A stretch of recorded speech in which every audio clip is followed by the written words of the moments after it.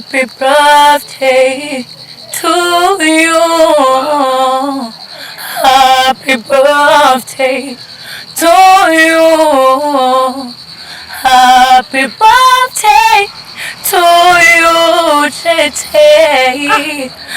Happy birthday to you.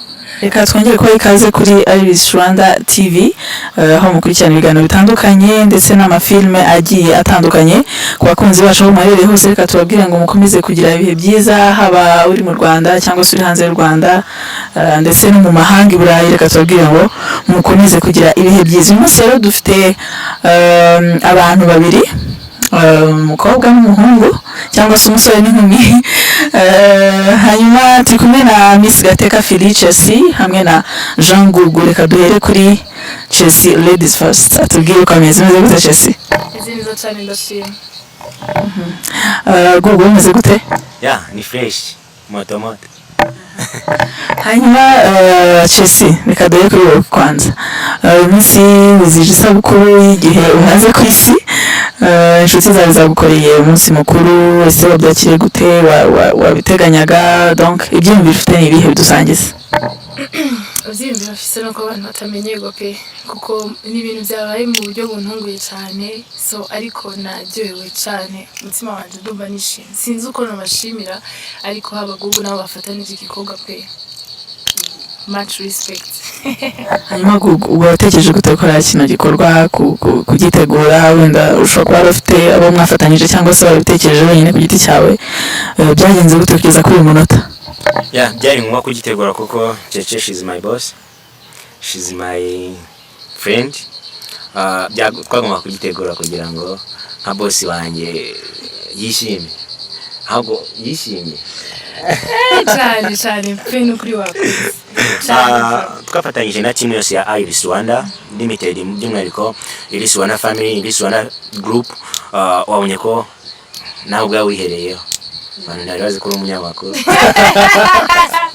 Okay, hanyuma abantu bamaze iminsi abakunzi banyu batandukanye babona muri filme zigiye zitandukanye, hariyo muri gukina yitwa Ikiro cy'urukundo. Ese iyo projet yaje gute? Icyo gitekerezo wakigize gute? Kugeza kuri iyi saha byifashe gute? Abakunzi bacu wenda kuri uyu munsi bari kutubonana na Gateka Philly Chelsea. Twashatse ko tuganiriza abakunzi bacu ku buzima bwa filme, by'umwihariko yaba muri acting, ko tugeze kuri episode ya 14. Urakoze kuduha urubuga kugira ngo tuganire kuri filme n'uburyo igitekerezo cyajemo. Ahubwo unyemerere maze Gateka ikibazo kimwe cyane. Kuva filme yatangira niye episode yamuryoheye? Icyo kiri mu bibazo nabibaza. Sidusubiza. Kuva filme yatangira pe, scene yanjyoheye ni scene twasohokanye na Gugu, so byari ibihe bidasanzwe. Uretse ko twaranasangiye ikiryo gifashe, ariko n'ubundi hari commitment idasanzwe. Hanyuma wowe Gugu, ni episode yakuryoheye? Ngewe episode iyo nandika buri episode manza kuyisubiramo kuri nshaka ko ari umuntu nka story. Iyo nandika filme mba numva yanjyoheye, nakomeza nkandika buri episode igenda indyohera, ariko buri episode yanjyoheye cyane kurusha izindi zose n'umunsi banshimuta. Really? Ko cyera kuryoheza? Ni episode nakoze mu buryo ntatekerezaga, kuko nabampaye ahantu bamenaho amazi, none natekereza ko bari mumena amazi, singira ikibazo kimena amazi. Bitangira ubukonje bwinshi, ngeze mu Rwanda bara grippe. Rero niyo episode yanjyoheye kurusha izindi, kuburyo kinizisayo niyo episode nja nicara nkavuga nti ayihereza abantu bankwiye ku mugati, bankora ahantu narindi nibereho neza, nta kintu mfa nabo, just bari kukiraka gusa. Ngo mwisarimo abantu babagome babuza abantu kubaho neza. Hanyuma iyi filme witeze ko izatanga umusanzu muri societe nyarwanda? Ni irihe somo witeze ko izatanga? Isomo rya mbere cyakora umusanzu kubyerekeye profit n'inyungu kibaze mabuja, kuko niwe mpatse. Niwe manager wanjye muri filme, niwe manager wa Iris Rwanda. Ingendo umwanditsi. Ubutware bwose niwe ubufite. Umusaruro wa mbere nuko nzi ko intambara y'urukundo ruri mu mitima y'abantu.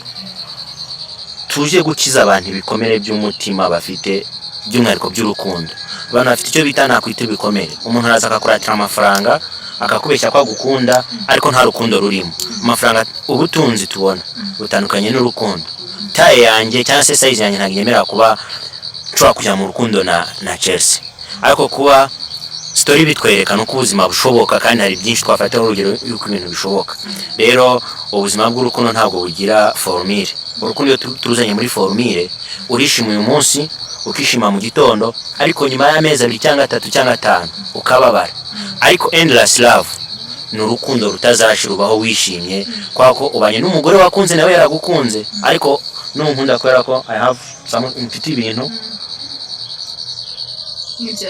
njyashira. Hanyuma twagaze kuri Miss Gateka. Wowe iyi filime kiro cy'urukundo kugeza aho bigeze ubu ngubu, ni irihe somo ugenda ubona mukurikije debut wowe ukina n'ibyo abandi bakina, wowe ubwawe ku giti cyawe ni ikihe imaze kwigisha so far? Urakoze cyane. Uretse ko n'ubuzima dukina ari nkaho tugerageza kuba mu buzima bw'abandi bantu, turabiye kuri feedback twebwe nk'igitekerezo kiba gihari, wowe uragikora kujya tubyumva, ariko feedback abantu batanga ni wa wundi akubwira ati nanjye nisanze muri ibi. So isomo ririmo sirindi, abantu bige gukunda urukundo nyakuri, parce que inyuma yo kubaho wewe mama wawe yarakuvyaye n'abavyeyi bawe, urakenera undi muntu azuza kubera umufasha, sivyo? Niyo mpamvu nabivuga ngo uronse umugore abaronse ikintu ciza, ariko abo bagore ubu muri no minsi bameze gute? Eske muri movie kuki tutigeze twerekana ngo umugabo niwe afite amafaranga kuruta umugore, ariko twerekana ko ari umugore afite amafaranga? So byose birashoboka, ahubwo nihe position uhagazemo mu rukundo. Mu rukundo ntihakora pouvoir, hakora umutima wakunze ikintu, sivyo? Kuko iyo ukunze uraharanira, urukundo rurihangana. That's why still nino sankunda gugu, kandi muri movie bigaragara ko ataco yari afise cyo tuma nirukira. Ariko nakunze umutima wiwe, nkunda utwari bwiwe, ndaba kote y'ubumuntu, sinaravye kote y'ibintu. Niryo somo rero.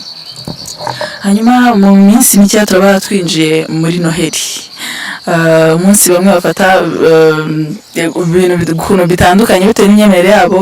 Abakristo bemera ko ari umunsi Yesu Kristo yavukiyeho. Hanyuma wowe kwanza urabyemera ko uwo munsi ubaho? Niba wemera nicyo gusigira ufata gute? Uyu munsi urabaho cyane, uretse yuko d'après scientifiquement bavuga ko amatariki bayihaye, kuko urabizi ko ari ibihugu bitemera ko Noheli ibaho. Hariho Turquie, Korea y'Amajyepfo, hariho za Algerie. Ariko je niba nemera kwivuka rya Yesu nuko nemera Bibiliya. Ndi umukristo, ndemera ko Yesu yambaye ishusho y'umwana w'umuntu, yigira umwana abaho muri buno buzima, kimwe mu byatumye nawe amenya struggle ducamo, kuko niwe yashoboye kwitanga birushirije uko yashobora kubyumva. So ndabyemera cyane Noheli ibaho, ariko uretse yuko monde nyene ya moderne ivuga ko Noheli ari y'abana, ariko ndayemera cyane. Wowe iyo ari kuri uwo munsi wa Noheli ni iki wumva? Donc wumva ko ari iki? Wumva ibivuze iki kuri wowe? Numva igihe by'ukuri twizize igihe umukiza wacu yageze ku isi, tukabona inyenyeri, parce que urabona yuko kuva Yesu yavuka, niyo mpamvu sinino sa muri history bandika ngo avant Jésus-Christ, après Jésus-Christ. Burya n'imibare yarahindutse, hari ukundi kuntu batangiye kubara, kuko hari umukiza yaramaze kumurikira isi. Uyu munsi tubayeho mu buno bwiwe, niyo mpamvu n'ibintu byose tugera ko muri Iris Rwanda tuvyerekeza Imana, kandi urabona yuko success yagiye iba.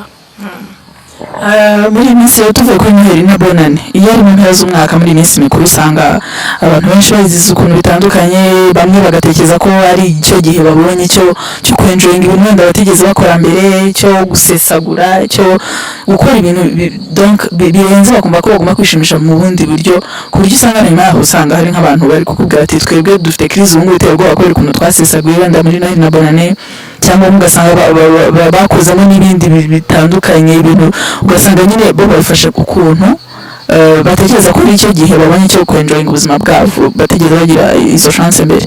Kuri wowe Gugu, nizihe nama watanga ku bantu bategereza gutyo? Inama za mbere nazinyujije muri filime, ugize neza kumbaza ikibazo cy'ubwenge.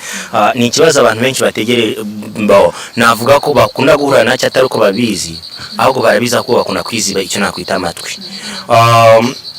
Dufite inyigisho cyangwa se dufite filime tugiye gusora kuri Noheli. Dusasura parti ya mbere kwa gatatu, parti ya kabiri tuzasora kuri Noheli. Parti ya mbere izabivuga iki? Ni filime twayise Darkness of Christmas.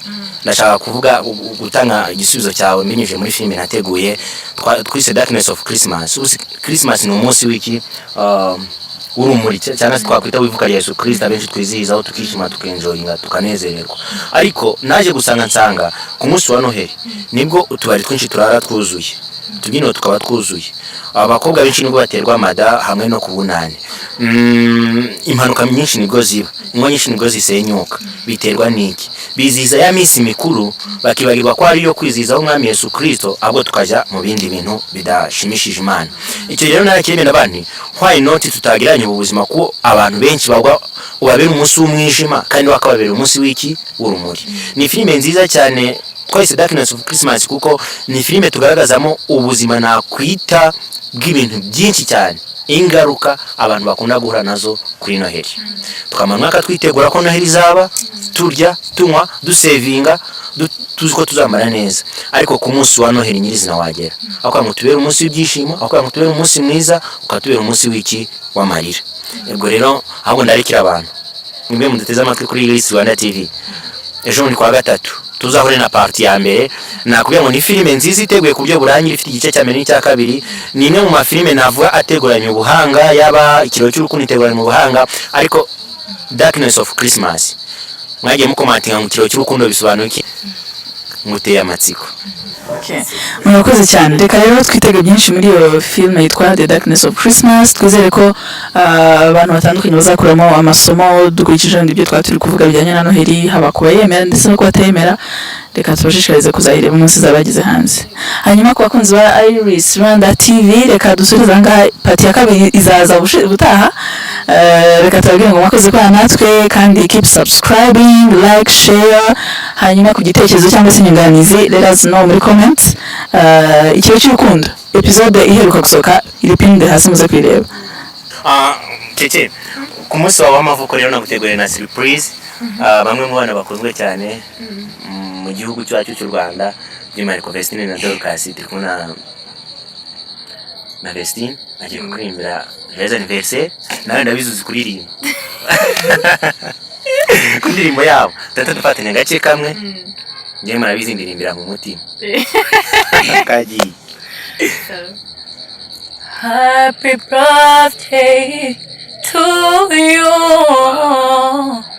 Happy birthday to you. Happy birthday to you, Tete. Happy birthday to you. Gira umunsi mwiza, ibuka itariki wavutseho. Gira umunsi mwiza, isabukuru nziza.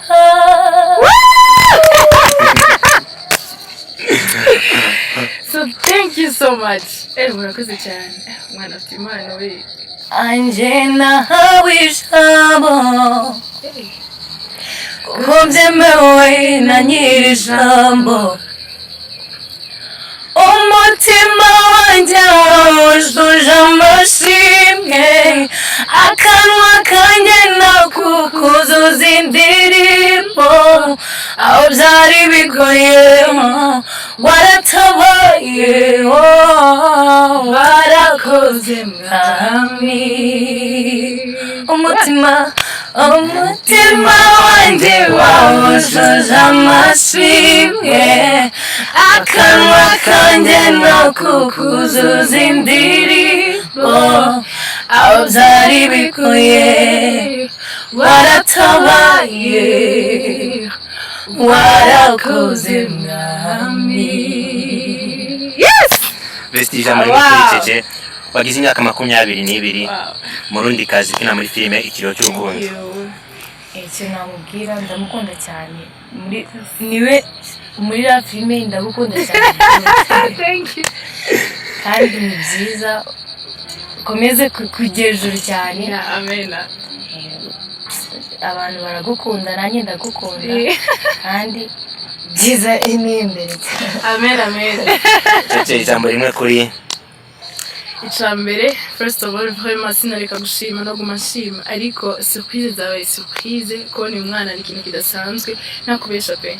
sinari nzi yuko uri Musanze twabiganiye Google arambaza ariko arashishoza gusa namwe ba Vestine batuye Musanze yes noneho finally ndakwiboneye ubu ni kuvuga ngo nanje ndawita so urakoze cyane merci beaucoup kandi Imana ikomeze kuja imbere iriya mbuto mwatanguranye mu kuririmira Imana muze muyikomeze muze musenge basukire kuko gospel itandukanye na profane hama ufite impano pe jewe sinzanda gutuma ko turaririmba thank you